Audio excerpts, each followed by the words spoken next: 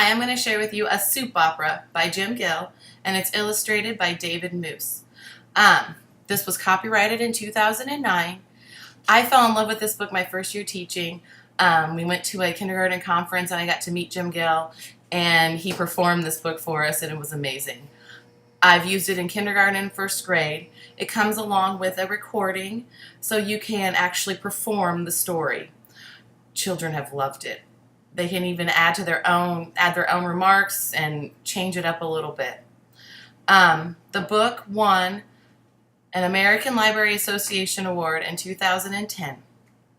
Jim Gill is an author and a musician who has studied child development and is a specialist in significant role of play in our lives. In this story, our main character goes into a restaurant and orders soup, but there's a problem. He can't eat the soup.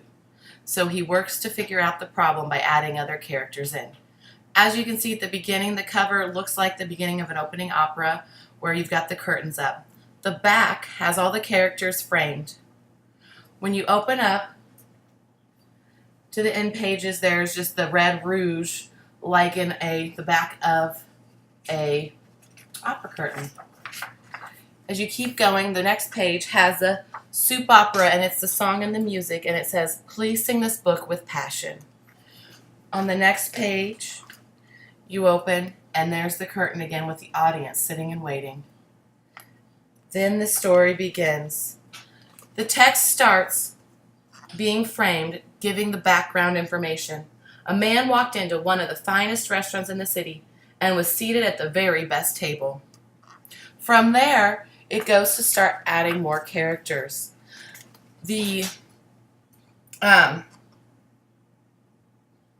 waiter comes and asks what he would like, and he tells him that their soup for the day is onion soup. So our character orders onion soup. He brings the soup, and then the gentleman has a problem. The book has framed the gentleman with the black, kind of like a spotlight, as would be in the opera. The story continues, and as they start to sing, the words change font. They become more cursive and more flowing.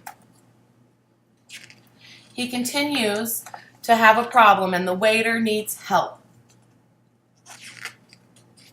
So they call on the chef. And he keeps asking the same question. What seems to be the problem here? And he says, I can't eat the soup. Since the chef can't figure out the solution, they call in the police officer.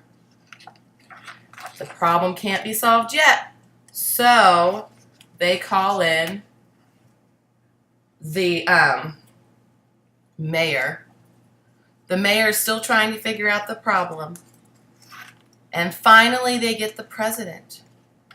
She asks what seems to be the problem, and he says the same thing. Again, they frame her because she is talking, and she asks, what did you say? He can't eat the soup. And finally, the conclusion. Because I have no spoon.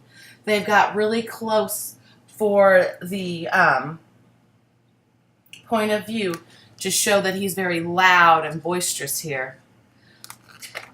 At the end of the story, there is the audience excited that they figured out the problem. And we go back to the red rouge as the curtain closes.